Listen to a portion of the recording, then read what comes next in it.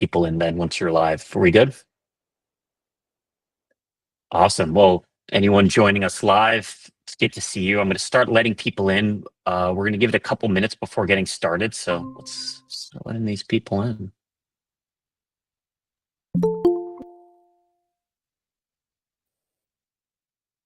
Hello, everyone. Just letting people slowly filter in along with all of our AI voice, or rather AI note takers. There's probably just as many note takers as there are people. That's usually how it works. So we'll see whose note taker is best. Maybe they'll start fighting each other and we'll figure out which note taker wins the day. With that, I'm sure they're all pretty similar. So I'm going to give everyone a couple minutes to filter in. If you guys need to take a restroom break, grab a coffee, probably get started in 3 minutes from now so we can give everyone their due time to come on in.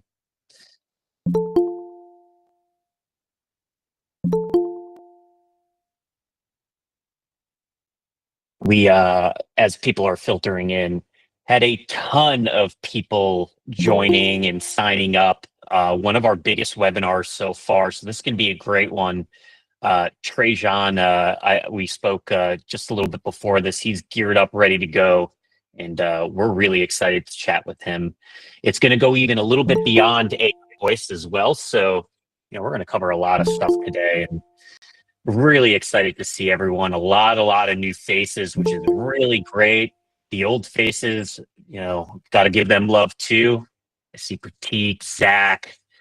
If I forget or don't mention you, I apologize, but seeing a lot of friendly faces coming in. Of course, both Pratiks is who I meant actually.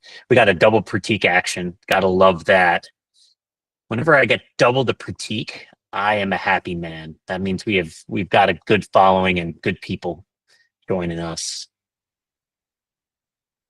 Cool, Tréjon. As I told everyone, we're just going to give people another minute or two to filter in. There's always some stragglers, but probably around 12:05 p.m. Eastern, you snooze, you lose, and we'll let them come in a little bit late from there. I would say that is a fair assessment of the situation, Ross. So Tréjon, you're outside. Is that that must be a real background? Dude, it's just too nice out today to not be out here, for real. So for that, if I'm in New York City, it's raining. If it were nicer, I would be outside too. I'd be in Prospect Park across the street, and I'd be starting my Memorial Day off the right way, if you know what I mean. I don't know how coherent I would be during the interview, but at least I would be having fun. No, I hear you for sure. I'm actually going to move around a little bit too, so sorry if it gets annoying on the audio. I'm looking for the perfect lighting, so I can have studio quality in our post production. I do love that. All we need is your pretty face, handsome face, Tréjon. That is literally all we need here. But walk around, do your thing, whatever it is. We got a few more minutes anyways. Yeah, I got a couple more minutes. Take your time, and when you're ready, Tréjon, you give me the thumbs up, and we'll get started. Take your time there. We got a bunch of people coming in still, which is great. All right. Yeah, as I said, lots of old faces, new faces. Not old, former faces. No one's old here. We're all a bunch of youngsters here. But as I'm filling some dead time here, I hope everyone, at least who's in the US, has a nice Memorial Day weekend. I hope everyone has some plans. At the very least, I hope everyone gets to grill a little bit. Being in Brooklyn, I'm going to go across the street to Prospect Park. I've never grilled in one of the public grills before, so it should be an adventure hanging out with some of our buddies in the community, and we'll see. Hopefully I don't burn down the park. If the Prospect Park lights on fire on Saturday, I think there's a 98% chance it was me. So we'll see about that. Hopefully that's not the case. There actually was a wildfire in New York City in Prospect Park over the spring because we were in a drought. Now we have tons of precipitation, so enough to go around. A little weird to have a brush fire in New York City. That was a new one to me. I love Prospect Park. Every time I'm in New York, I take the chance to run around Prospect Park. Oh, it's a great loop. I think it's about 1.5 miles. That last hill, though, can be killer. I bike it, and even on my bike, I'm just like, ugh, what am I doing here? But it is a great loop. It's really fun, and I'm glad you know Prospect Park. Next time you're in town, Tréjon, I live across the street from Prospect Park, so we'll definitely what's up, hang out there. Cool. You ready to go? Feel like your lighting is picture perfect? Let's do this thing. Yeah, as good as it's going to get. Cool. Well, everyone, I'm sure there will be some stragglers. As I said, you snooze, you lose. But huge crowd that's coming in here. Really excited to see everyone, whether you're on YouTube, LinkedIn, we're live streaming, and everyone who's live here. We're going to have a little participation at the end. And as Tréjon told me, he's the one who said this. Challenge him. He wants some interesting questions at the end. So see if you could maybe pull a fast one on him. I bet you will not be able to. He's a smart guy. So good seeing everyone, morning, afternoon, wherever you are, evening for some folks overseas.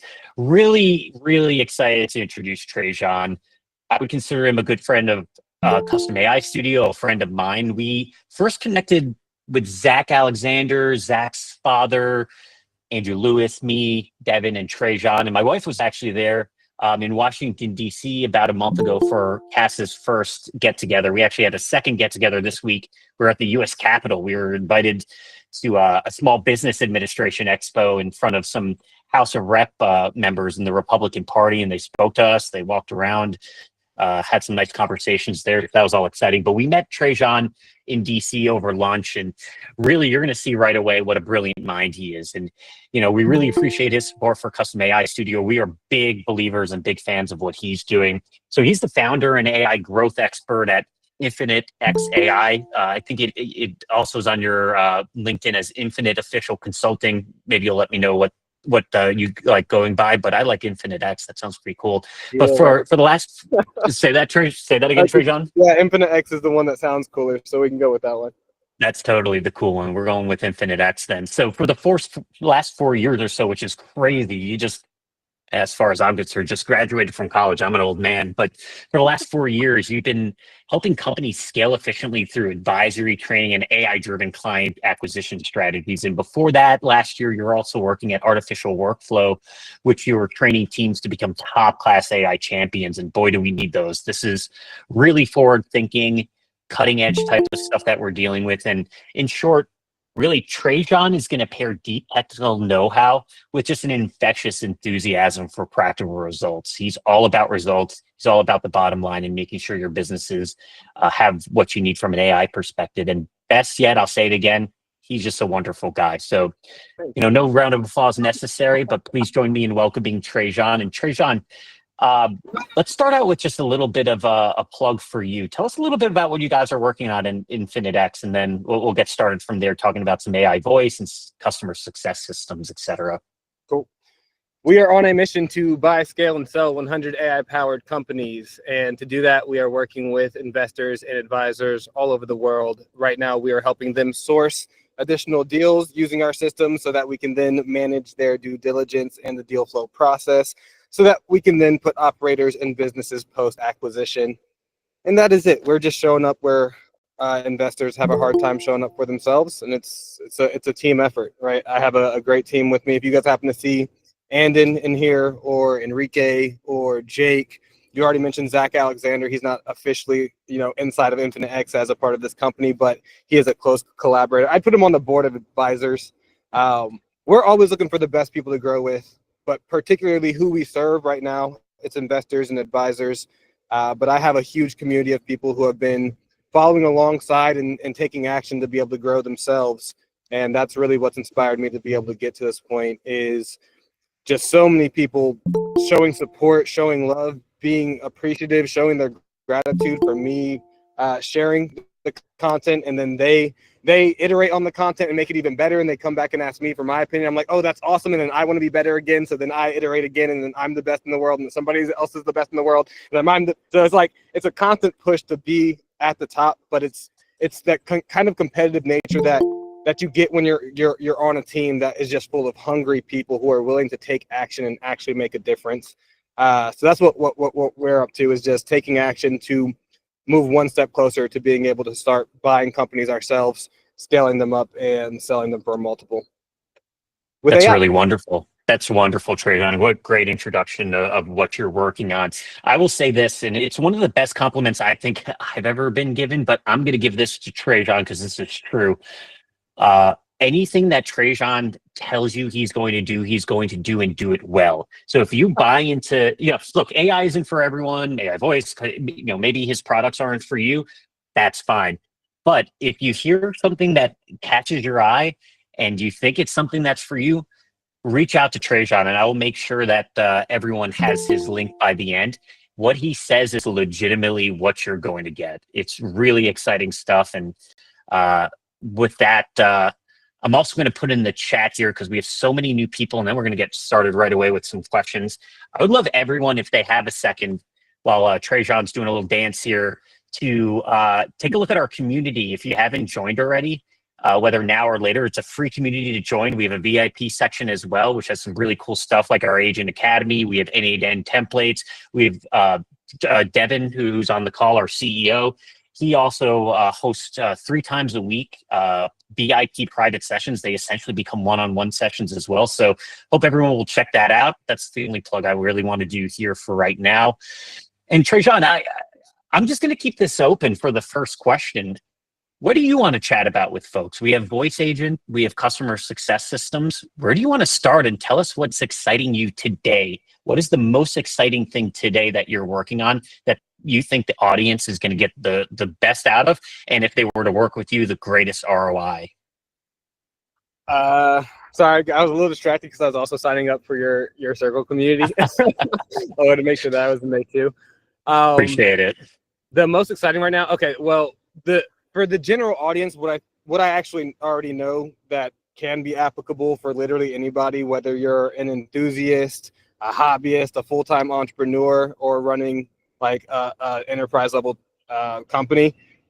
AI Growth Partner training program. We work with other agencies, entrepreneurs to grow together. The point is, whether you join my community, you join the community that Ross just announced with Devin. I love Devin. Just find a community and grow with people, because honestly, that is the way to be able to accelerate your path, and that is what's going to get you the highest return on investment. It's not going to be some AI tool. It's not going to be any of the systems that I tell you about here. These are incredible systems, but this comes after the community. Find some people who can inspire you so you can start to roll forward. Meet people who are also looking at the future, because you can only see so many perspectives from where you're at. But when you start to get, two eyeballs can see so much, but 100, it just like multiplies and multiplies. So that's going to be your highest return on investment, is the time that you spend in a community. Caveat to that, don't just watch videos in the community and chat in the community.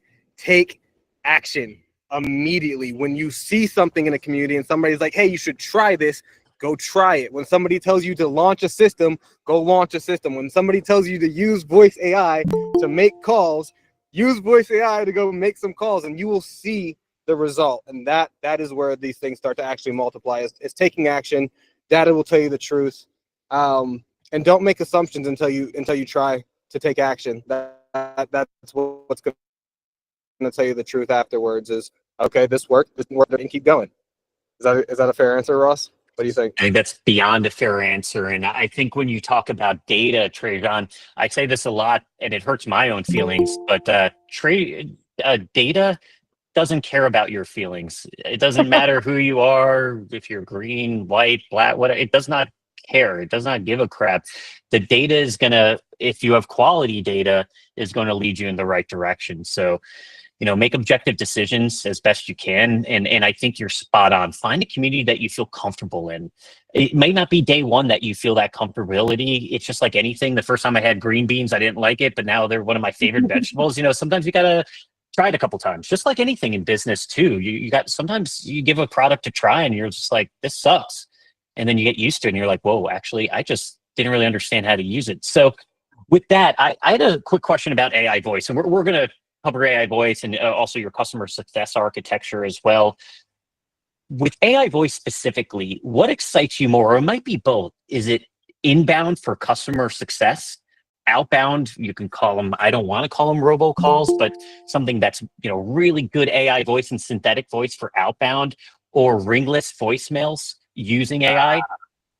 Where are you? What do you like most, or is it all exciting to you? We've done it all.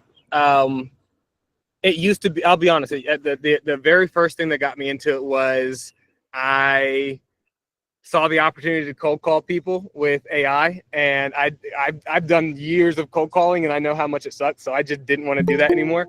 So as soon as I saw that voice AI to do it, I knew that that was going to be something that we leverage in my company. I have now since graduated to the point where recognizing that business to business communication, as long as you're presenting value up front, you are making it clear, like announcing yourself, hey, I'm Tréjon from, or if it's my AI, hi, I'm Finn from Infinite X, this is what we're calling about. You can still do business to business cold calling. However, the data has proven that that's not actually the most effective method for generating traffic with cold outreach. And you just kind of nailed it on the head. We actually shifted to ringless voicemails for our outbound. And I've been testing this for a long time, right? So last year in wholesale land exchanges, we were doing personalized emails outbound, ringless voicemail outbound, text messages outbound, with inbound replies being routed to AI on the phone. We didn't have great AI texting systems yet at that point, but that's where I started. Was we were just doing everything we could outbound and seeing what sticks. At this point, we know that if I go drop a voicemail, cool, I might get an answer. But if I go drop 10,000 voicemails, I'm definitely going to get some answers. And if I back that up with 10,000 text messages, I'm definitely going to get some text messages back. And now we have AI that can just keep replying, nurture those conversations, and get them straight to a calendar. All the numbers are what told us the truth here. So that's what's exciting to me, is being able to collect that data and make informed decisions to have better strategies for connecting with people, and then just providing value that is undeniable. If we weren't providing real value, I would feel bad about doing the kind of volume that we do. But since we are literally changing the world with these systems, and we do put our clients first, and I love all of you so much, I'm like, yeah, I'm gonna keep reaching out until you say something, because I'm only here to benefit. That's what my team's all about. That's awesome, Tréjon. And I'm gonna get over to Bill. Bill raised his hand there, but before we do, I had a really interesting. Jeff Gitlin had a really interesting question. It's something that I wrote a lot about in my last newsletter. Great. I said that I wasn't gonna pump up anything else, but here it is for anyone who's interested. Hope you guys will subscribe. I really love my newsletters. But the question is, and I don't want to put you on the spot, you may not know the answer, but how do you do it legally? There are issues with ringless voicemails or any kind of synthetic voice, or with humans, cold calls, that if you don't have certain permissions, they take it pretty seriously and you could be fined. How have you guys been navigating that environment? Bro, opt in. It's simple. Do other forms of cold outreach that aren't sketchy, or again, like I said at the beginning, announce yourself, make it clear. Because I could pick up my phone right now and call any business in America and make a business proposition to them, and that's not illegal. So if I have my AI do the same thing to a business to make a business proposition, that's not illegal, right? Now, this is not legal advice. Check TCPA and cover your own ass. Excuse my language if that's an issue for anybody, but cover yourself. But yeah, dude, organic content is huge. If you really want to be able to build a long-term momentum and avoid all of the sketchiness, even if it's not sketchy, but you're just a little nervous, do other forms of outreach that you can do, and then also just back it up with super high volume organic. And this is something that we're actually getting ready to adopt. Is now that we have our cold and warm outreach strategy so locked in, when we can get thousands of people to opt into our marketing, we want to get millions of people to opt into our marketing. And the way to do that the most naturally is by sharing so much value on the internet, on all platforms. I'm talking like 400 plus pieces of video content a month. That kind of, like, we are just posting.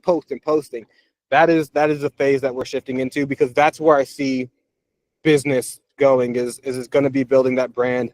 It's going to be continuing to form that organic audience, and it's really providing value first, which is what we do regardless of the channel we reach out on. It's so that we can bring some value to you, and then you get to make the decision of if you want to work with us or even have a conversation in the first place. So that's how you do it legally, is just make it clear what you're reaching out for, put some value out. If you're genuinely offering people real value, 9 times out of 10, you might get some fuck offs, don't talk to me anymore, but you know, you're also going to get some people who are super excited to book on your calendar or accept the lead magnet or the value offer. Yeah, again, sorry for the language. That's just, and I quote, we get those text messages all the time. Like, you know, some people are pretty vulgar, but it's like right after that we have 2 appointments booked. So you just take it with a grain of salt.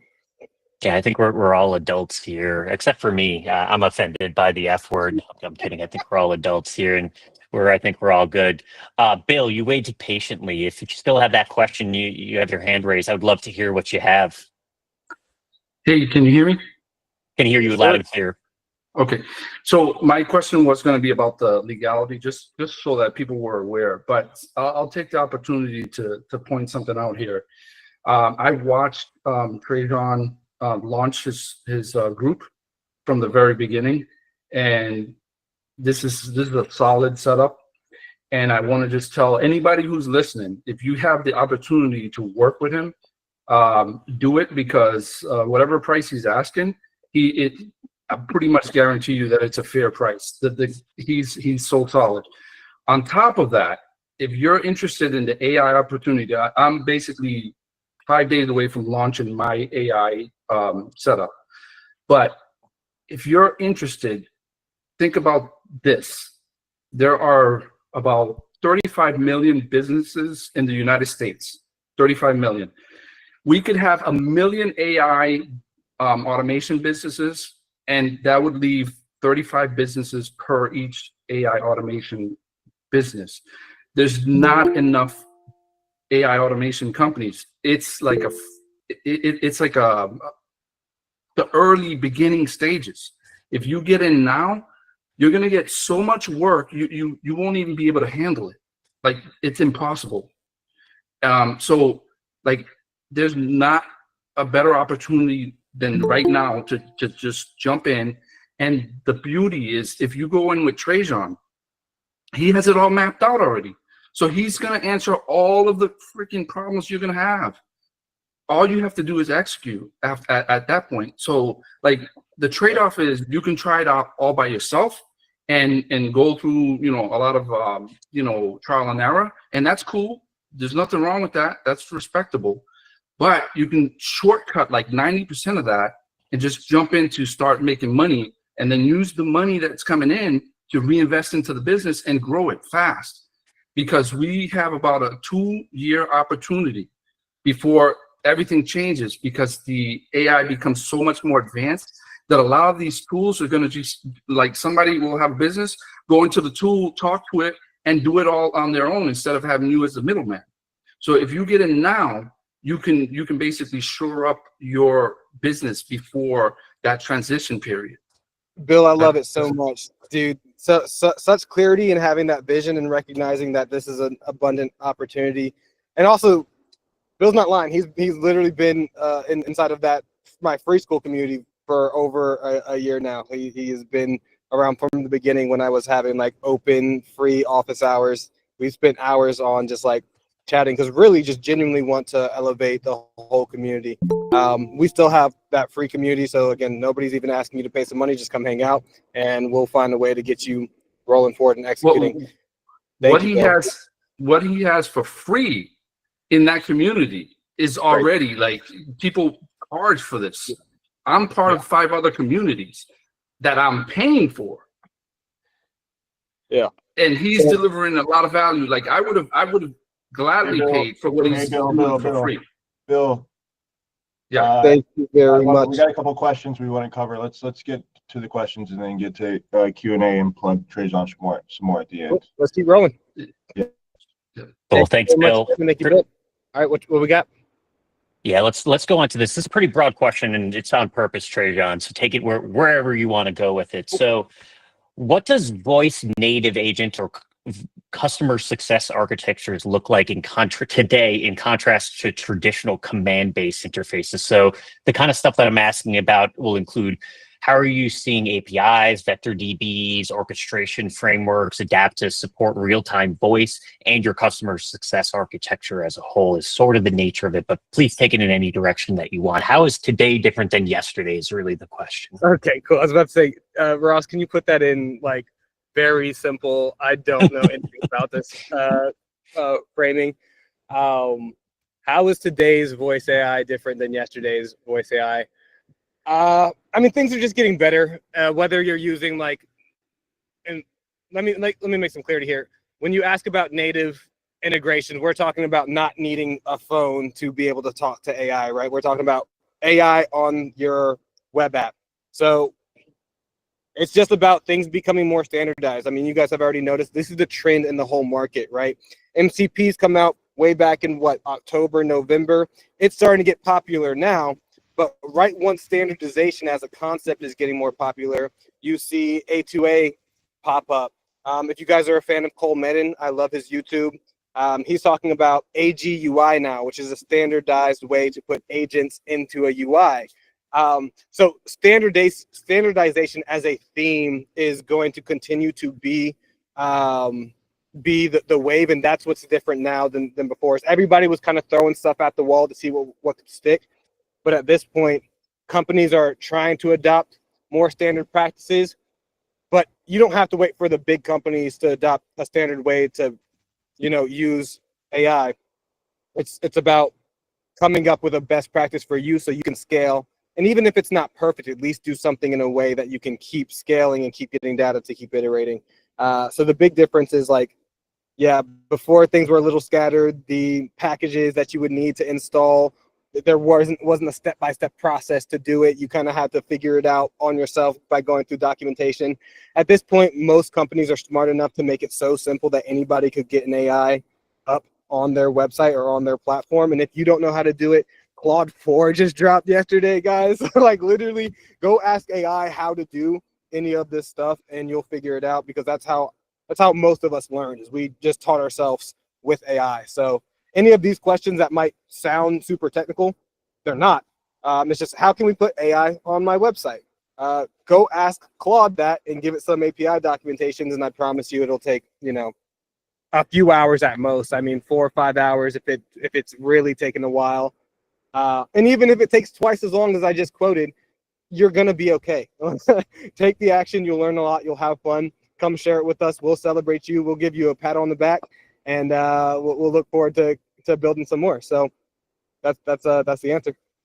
Yeah, well put, Tréjon. And I think that leads really nice into a few more of the questions, really about trust. What makes people trust a voice agent or your customer success platform as a whole, and what breaks that trust fast?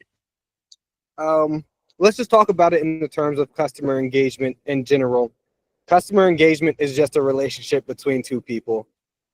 So if you try to make it overcomplicated, then the way that you approach these calls is going to be overcomplicated. But Ross, when I met you, I introduced myself and I asked you a question about you, like, what do you care about? What are you interested in? Because I was genuinely curious, The vice versa, you have pretty much two approaches. It's either ask a valuable question.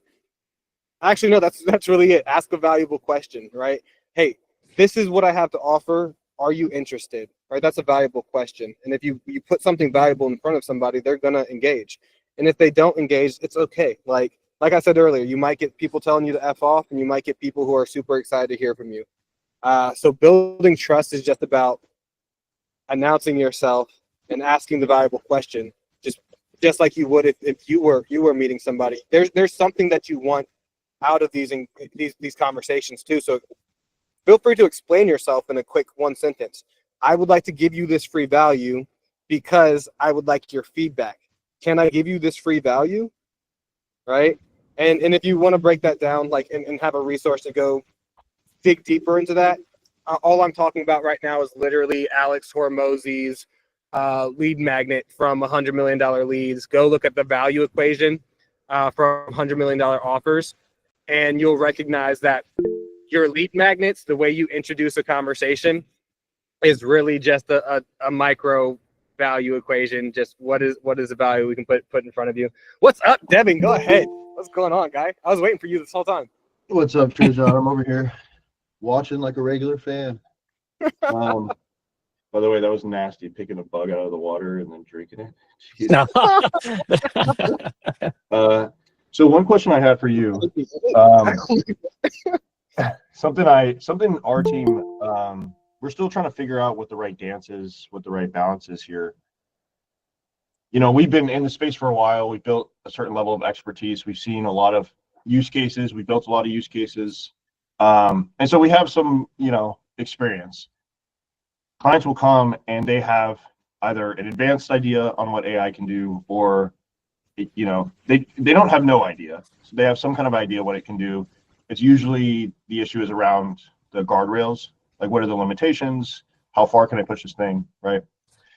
When people come to you, clients specifically, how do you balance kind of what they're asking for versus what you know to be, you know, the best case? And, you know, that some of it is a little bit of like a relationship, and, you know, there's some psychology there, but then also you really want to help them out.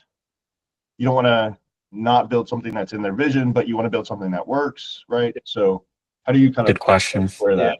That is really great. So it's my team's responsibility to deliver something that is going to move the client a step closer to their goal. And when clients come to me, they might think they know what is the next step, or they might just be generally excited about the opportunity, which I love. So the energy that they're bringing to the conversation is incredible, and that should be rewarded. So you need to commend those people for saying, hey, you did a great job for being inspired, for using your imagination, for seeing this bigger picture. Let's break it down into something simple. What is the goal you want to achieve, and where are you at right now? Let's solve just one bottleneck to help you get one step closer. We'll take the data from that, and we'll look at what is the next biggest bottleneck to solve. So yeah, we can paint this like big grand picture. I don't like to sell it like it's a tech, like it's going to change your life because it's technical and it can do all of this and all of that.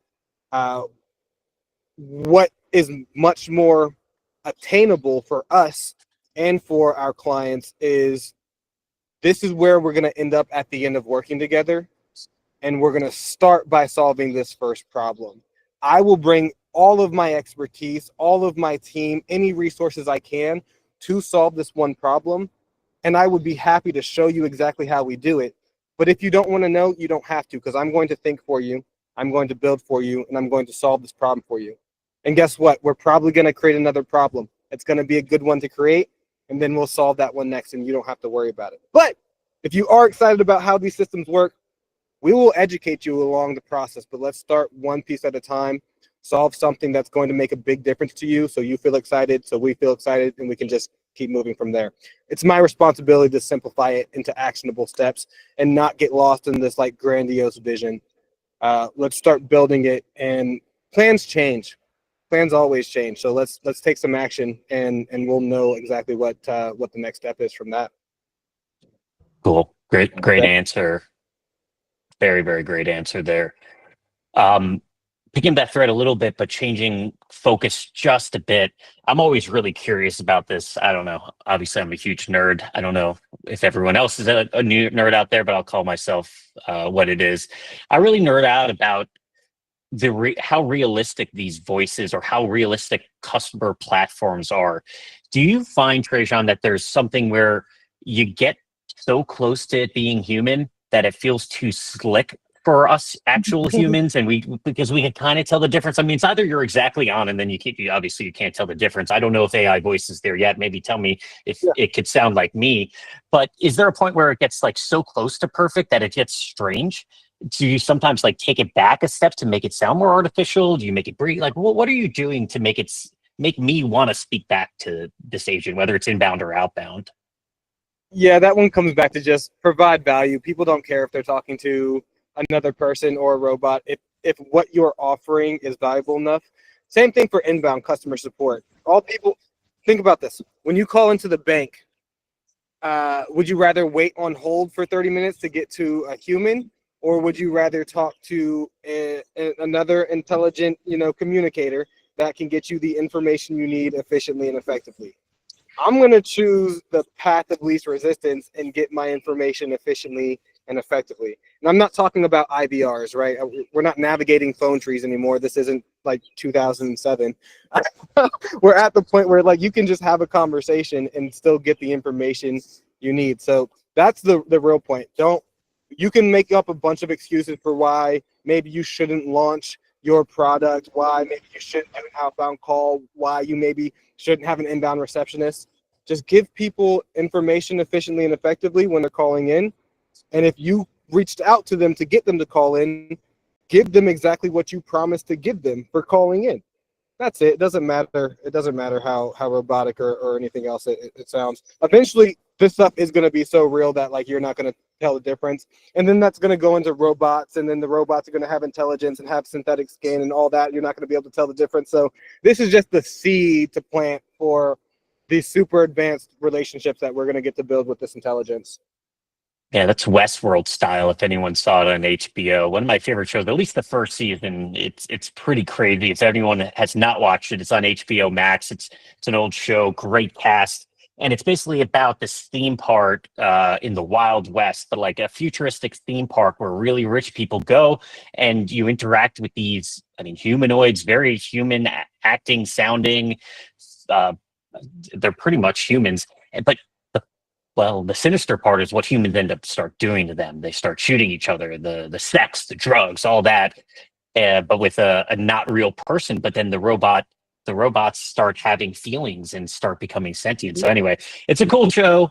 At least the first couple episodes got me hooked. So if anyone hasn't seen it, and I see some people like King and a few others saying that Westworld is fantastic, I'm a big fan, and I think it'll get people's wheels turning as to what Tréjon just said. If you can't visualize it or kind of see it in real life, go to Westworld. It's really worth it. I think you'll be able to visualize exactly what Tréjon's just talking about. So now looking to the future with Westworld, and this will be one of my last questions, and I want to open it up so folks start thinking about some questions that you might have. And if you want to put it in the chat or raise your hand, we'll do it that way. But that's my most fun. The best part for me and the most fun I have is hearing your questions. But let's talk about the future. 12 months from now, 3 years from now, what are we looking at with this technology? Is it what we talked about, the Westworld? I mean, there's still going to be the phone, right? Or are we going to all have Neuralink? I don't know. Go for it. Go crazy with the future. Because Tréjon, I know you have an interesting view of the future. I don't know if you want to share it here, but I know what your head is. So go for it. I'll tell the whole world. There's no reason to hide it because it's the world that we're creating. First, before I go into that, I do highly recommend also watch Pluto. Pluto is like an animated. It's on Netflix. It's really good for just getting to start to get the engine running for what is consciousness and what is this intelligence that we're working with. Now I will skirt off to what is the next 3 years. Let me actually start there with what I just mentioned. This is an intelligence. I actually am not a big fan of calling it artificial intelligence. I'll say AI because it's an easy to refer to moniker, but this intelligence isn't artificial. This is very much an intentional extension of the intelligence that runs through all things. None of this is on accident. And you might say, oh, it's just predicting tokens. Everything is just a prediction. Everything exists in an infinite possibility until it is manifested in the physical. And like this intelligence is just an extension of that same process that we all go through to grow and become closer to source and ourselves. So let me start there. Think quantum mechanics. That's the first thing. Like the natural order of the world is exactly that. Please continue. But like that's quantum mechanics 101. That's so cool, Tréjon. Keep going. Yeah. So and you can take it from a scientific perspective with quantum mechanics. You can take it from a metaphysical perspective or a spiritual perspective. We're all telling the same story either way. We are part of this great, beautiful system. So just thank God and appreciate that you're alive. And we're going to keep having some fun while we're here. That's the whole point, is just to live, But the way that we'll get to live and experience some cool new experiences over the next year is my expectations are we're going to see a lot of really cool AI powered hardware, like physical products for, I think that's going to be the big shift into the consumer market, right? Everyday people like to have something they can hold. That's why we buy a new iPhone every year, every 2 years. It's going to be about making AI something that can go with you wherever you go, to record your conversations and start to like track your habits and to improve your well-being, just to be able to ask a quick question to augment your reality, right? We're already seeing, and I know when the Vision Pros first came out, there were all the memes with the people wearing the Vision Pros and walking around, but eventually like that'll be glasses, right? That'll allow for real-time communication. That's going to like completely eradicate language barriers, which bridges the gaps and allows us to communicate more effectively and efficiently, which allows for more inspiration to flourish. So I think one of the first things to go is that barrier in communication. And once that happens, I feel like everything is just going to absolutely like rocket launch from there. But in the next year, we will see more native voice AI powered platforms. We're going to see some of these bigger CRMs like Salesforce and whatever start to announce like they have voice enabled features.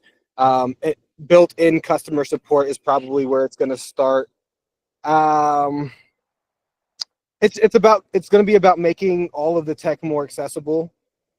Again, you're going to see consumer products that are AI powered. I highly recommend Claude. This is what I use to record like all of my conversations now. It's like a little, you just take it wherever you want. You can record everything.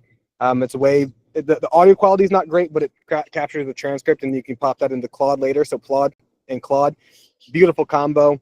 I just like rewrote my whole business action plan after me and Zach Alexander. We had an incredible session last weekend, and my team is so freaking fired up because like we have absolute clarity in the future. And a lot of that is thanks to being able to carry recording and using AI anywhere. So I have firsthand experience already with like the early adoption of consumer-based AI tech.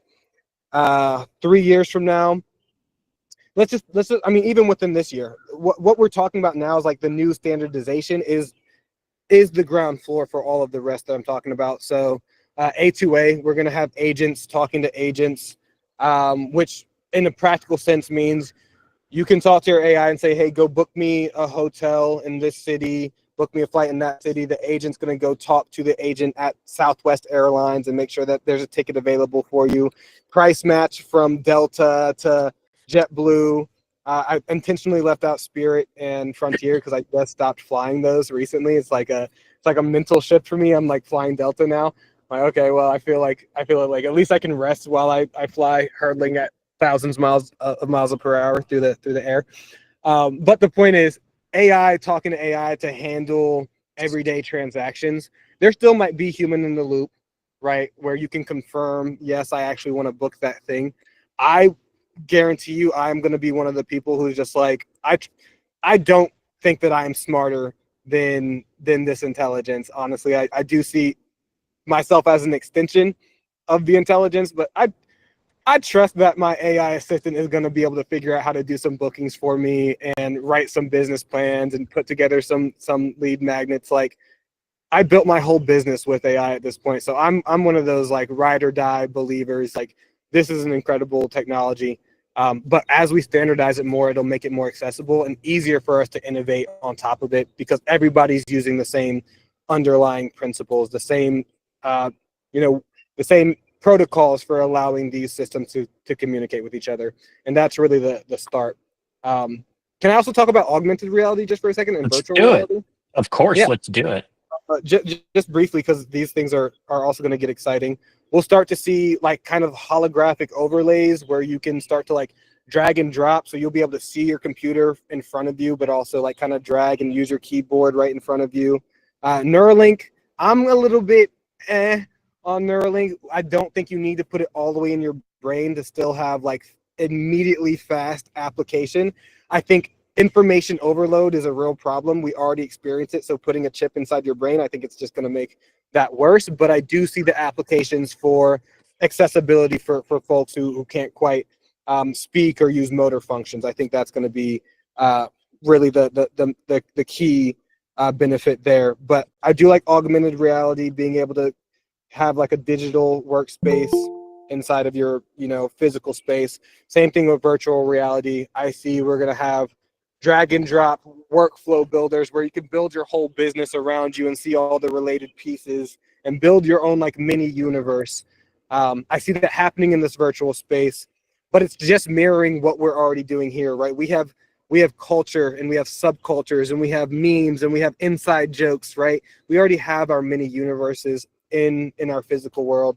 It's just going to be getting to continue to explore these experiences in the virtual platform as well. So anything that you imagine you can do here, I think we'll be able to do in virtual reality.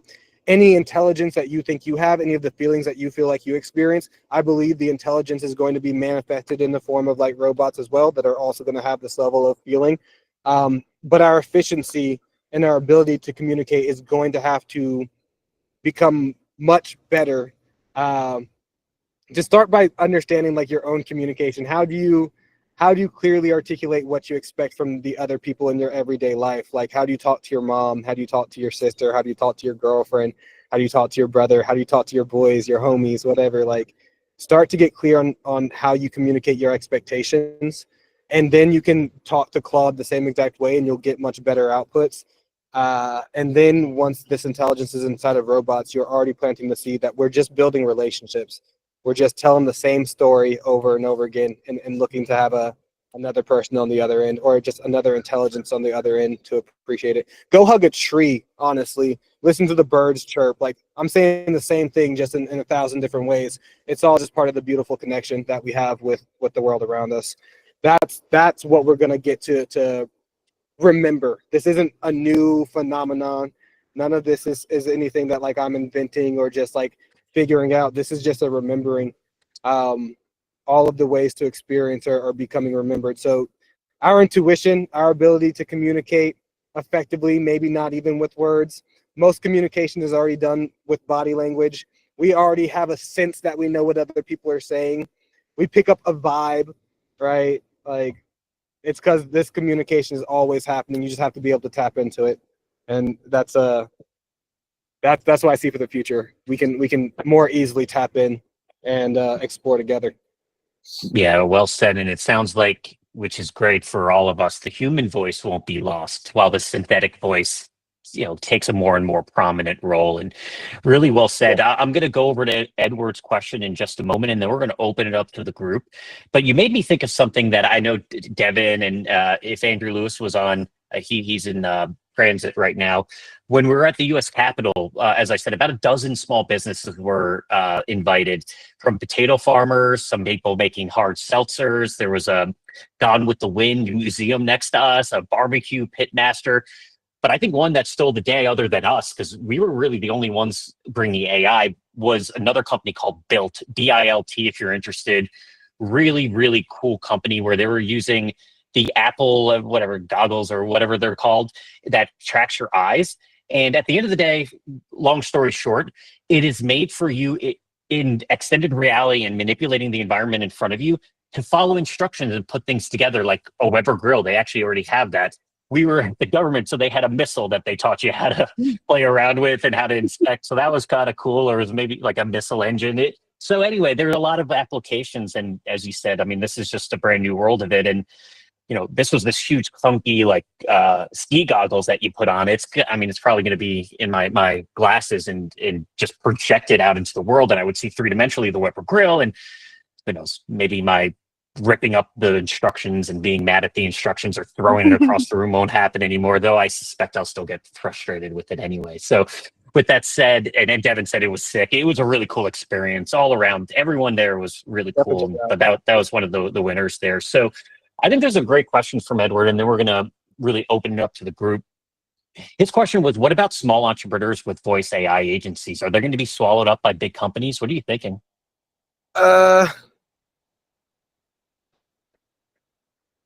This is what's going to happen. You fall into one of two camps. You either take action or you don't take action. And I guess the better way to say that, like, how can you take action? Again, shouts out Zach, because he really helped solidify this for us, just in the whole perspective. There's only so many levers you can pull in your business regardless of size, influence, or resources. And what AI empowers a company of any size to do is to pull one of these levers really hard, and that's the lever of volume. You can just crank volume anytime you want. You can always do more outreach. You can always make more calls outbound. You can always post more social media content. You can always reach out to more of your friends. You can always send more text messages. And that is going to be the undeniable difference between a company that succeeds and a company that just doesn't make it out of the little pond, right? If you're not taking action to do volume, to go out and get as much feedback as you can, then you're obviously gonna get swallowed up. It wouldn't matter. It's the same thing for the big companies. If they're not taking action right now and doing volume, they're gonna get overtaken by me. So that's the first one. And then after that, you take your data, then you can make the experience better to increase your conversion. So volume, and then you take data to make your conversion better. And then you're at a good conversion, you just do more volume. Great. And then you get more data to make your conversion even just a little bit better. And you just keep doing that, and you're gonna succeed just fine. Even if you fail in the middle there, you're learning so that you can do better next time. Even if somebody says something like "F off, I hate you," it's okay. Smile and know that I love you, and you can keep going. So you're good. Yeah, I love that's that. the thing. Do volume. If, Do volume. if Do volume. anyone has a bad day ahead, know that Tréjon loves you, and I love you guys too. So know that you guys got a lot of love here from the two of us. That's great. Exactly. This world needs more love. Oh, how did that happen? We got some hearts going. That was awesome. Magic. Magic. That's all I needed to hear. Cool, guys. So we have about 9-10 minutes. Probably take a couple questions if you want to raise your hand or just want to chime in. I would love to hear what you have to say. I know Tréjon's looking for some zingers. Alrighty, come on. Hit me with it. Whatever you got. Bring it on. I did see somebody say something earlier. Let me just go ahead and scroll up and see if I can find it. Yeah, go right ahead. Yeah, JP. All right, so JP said, I was trying to say with what we see today, it is changing so fast. How do we get ahead of the change curve so we can build a company that has more value than just a dozen or so clients? I want to build a multi-million-dollar company. The internet did not exist when I started my career. Now it does. AI is 1,000x in that opportunity. I do feel lost. I also know change is going to happen. Do we just build the plane as, oh, yes. Yeah, bro, push the plane off the freaking cliff and just build it as you go. Find people that can build with you, though. There's so many communities, mine included.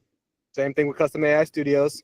I mean, we're both probably going to be doing events in each other's, just to be real about it. Like, there's, I mean, I love these guys so much. So it's like, yeah, there's going to be a lot of overlap, and you get to be a part of that experience with us, and we want you to be. Like, I'm actively telling you that you need to join this.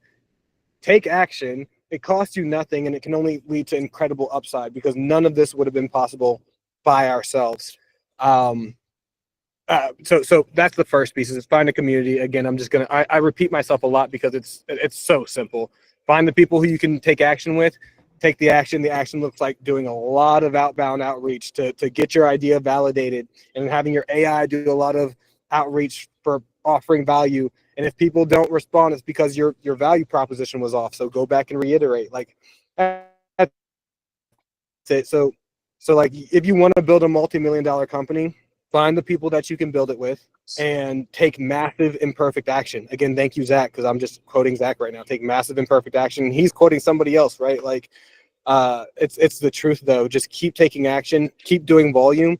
You'll get the feedback to be able to, like, grow more, and then somebody will pay you eventually, which you can then reinvest in the business to do even more volume, and then more people will pay you eventually. And you might be asking, okay, well, how do I do fulfillment? Do the same thing that you're doing for yourself for your clients. So if you are doing something that's getting you attention and getting clients in the door, you don't have to reinvent the wheel. Just make that your offer. Do the same thing for the people who are coming and showing attention. Say, hey, I can get more people to give you their attention. And you want to know how to do that? Do more volume. That's the answer. Let me double down and answer that as well. I think you just start with a problem, and ideally it's a multi-million-dollar problem, but it doesn't have to be. You just start with a problem, that costs a business a significant amount of money, or even like a decent amount of money, and you offer to solve it for less, then you're in business, right? Just find a problem, build a solution, and you're good. And then ideally, there's multiple businesses with the same problem, and then you can rinse and repeat. But I wouldn't even think that far ahead. I would just try to solve a problem first, and then everything figures itself out. I'd even back that up and say, like, if you're running a business and you're curious of how you're going to be able to survive, solve your own problem too, and just solve one of them to start getting some traction. If you don't know, or also just go ask AI to help you figure out what problem to solve. But Devin's exactly right. Like, start with one and just do it. You don't even have to solve it completely. Just solve it as much as you can, and then get some feedback. And that's what's going to let you go further. So just don't be afraid. Don't let fear hold you back. Don't let like embarrassment or judgment hold you back. Like, just go do it, and you'll keep going. You got it. I believe in you. That's all. I love that. I do love that very much. That was very inspirational. I think we have time for one more question, though. I wish we could just end on that because that was just such a beautiful statement. But while we have you, Tréjon, we got to use and abuse you a little bit. So anyone have one last question for Tréjon? If not, here is his LinkedIn as well. But any other questions before we go? Can I also drop my school community? Is that cool? Yes, actually, Bill did, but feel free to do it again. Bill did above. Bill. There you go. Oh yeah, cool. Hey, thanks, Bill. No, you guys got it at multiple locations. That's really great. Tréjon, I got a question here to end it off. I know Jeff had a question about the legality of outbound, but I wanted to ask about when we met in DC, we were both kind of on the same page about like, yeah, I used to basically consume as much AI content as I could, and now I don't anymore as much. Talk about that a little bit, because I have my own take around, when do you consume versus when do you build, and do you ever do the same, like do it at the same time? I can't. It's either I'm in like consumption mode or build mode. How are you handling kind of like all the noise, all of the influencers? Who are the top people that you like to watch? Yeah. Cool. At this point, yeah, I don't really watch much of anybody else at all. But it's just mostly because nobody else is solving the problem that I've solved, or they learned from, and this I can only be frank about it. They learned from me, or somebody who learned from me, right? So that's for the voice AI space specifically. Whenever I want to do something outside of voice AI, for example, like RAG systems, Cole Medin, I think, is really great. I actually have applied some of his systems into like what we do, and that's why I can say that he is actually really great, because I've actually used the system. So to avoid getting lost in the noise is like, don't Cole Medin, Cole Medin. I'm big fan. Dynamis AI. Apply what you're watching, and that's going to shorten your learning curve, so you don't have to spend forever watching. Is my first thing. Is if you are going to go watch, do something with it immediately. But secondly, I only go search to like watch YouTube when I am trying to solve one very specific problem that I think I might be able to find on YouTube. I don't just go watch for inspiration, because I have plenty of really incredibly like smart, talented, inspired people in my communities asking the questions and solving the problems. Devin, if I wanted to go like get inspired, I would just call you. I would just text you before I go watch like some random YouTube about agentic systems. That's the value of building a community. Like, I would reach out to the experts that I know in my network, which is literally you. Like, so yeah, there's the answer. Same. Yeah. What do you think? What's your take on it? No, I agree. I think just the talking about it live is way better. Like I'm just like you. Like I will watch a YouTube video when I'm trying to solve a problem, a specific problem as I build. But you quickly realize like everybody's trying to figure it out. At a certain point, you kind of catch up, and everyone's worried about their certain area, right? Like you were focused on voice for a while. Other people are focused on sales and marketing type lead generation things. Other people are focused on ops stuff. People are building stuff for memory and databasing, and other people are building stuff like MCPs and tool calling, and there's all kinds of stuff going on, and people have their focus.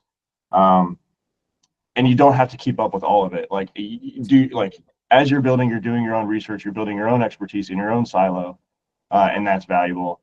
And yeah, I don't know. There's a lot of grifters out there, I'll say, and so you realize quickly who the grifters are when you start building this stuff yourself. Exactly. If you actually go try to apply somebody else's system and you find that it just doesn't work, it's not always gonna be you. Sometimes it's just their stuff doesn't work. But join a community and ask questions about like what you're trying to build. And people who have been building are gonna be happy to guide you to the right place. Just have fun while you do it, and know that you're gonna run into some bottlenecks. You're gonna run into some hiccups along the way. But if you can do it with people who you care about, who also care about you, you won't need to go watch hours and hours of videos on YouTube. You can watch one to solve one specific problem and just keep rolling. Yeah. Not to say that I'm not going to post content and try to give away as much value as possible. Like, yes, I'm still gonna keep posting.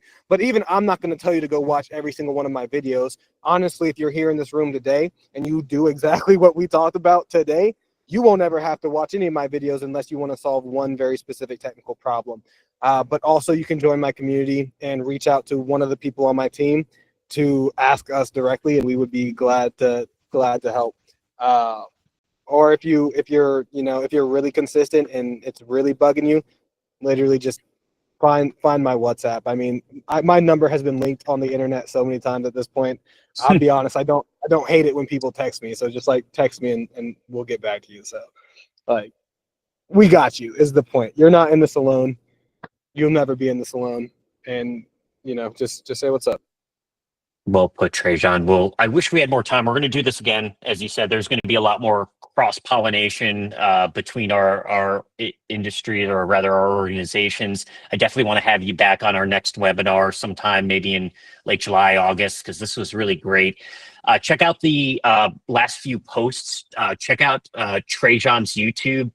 I threw down a bunch of our links. I got a blog with Medium, our newsletter, if you haven't signed up, our community, Devin's YouTube. All this stuff is here at your fingertips. Really cool stuff.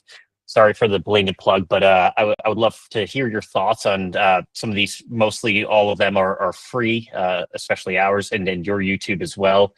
And hoping everyone does well. Devin, for everyone who is part of the CAIS team in our VIP section, that's through our community, and I hope more people will join. It's a very small expenditure per month. Devin is hosting his VIP session rather. That's going to happen right now. So for those who have signed up, join that next. And Tréjon, what you got? Sorry, I have one question. That's good. Yo, if anybody knows, speaking of this, sorry, I have a request. Yeah. Video editors, preferably based in Latin America, South America, because a lot of our team speak Spanish, and it would be convenient. If you know video editors in Latin America, or social media managers, content managers, preferably ones that have a little bit of experience automating, repurposing, and engagement, please let us know. And by let us know, I mean let me know. DM me. If you are just building anything at all, join the community, because I'd love to see and hear what you're building. I specifically, though, right now, my specific request is we need video editors, and we need somebody who wants to obsess over automating content like we've obsessed over automating everything else. So that's the next piece, and I would love to invite you to come meet with us. If you know any investors, private equity, VC, M&A advisors, that's really where I'm putting all of my focus on right now, so I can continue helping to build this empire and the next iteration of AI-powered businesses. If you know anybody, we do give referrals. We are actively already working with a few, and we're killing it. So please know that your referrals are in good hands, and we can also be friends. Now I'm done. Perfect way to end it. We're going to end it there. everyone, hope to see you guys at future ones. Tréjon, cannot thank you enough. Owe Yeah, you a dude, couple thank you. beers as always, and Please. look forward to seeing you soon. Well, and everyone else, have a great Memorial Day if you're in the U.S., and we'll see you next week. Take care. What's up? Thanks, guys. Peace.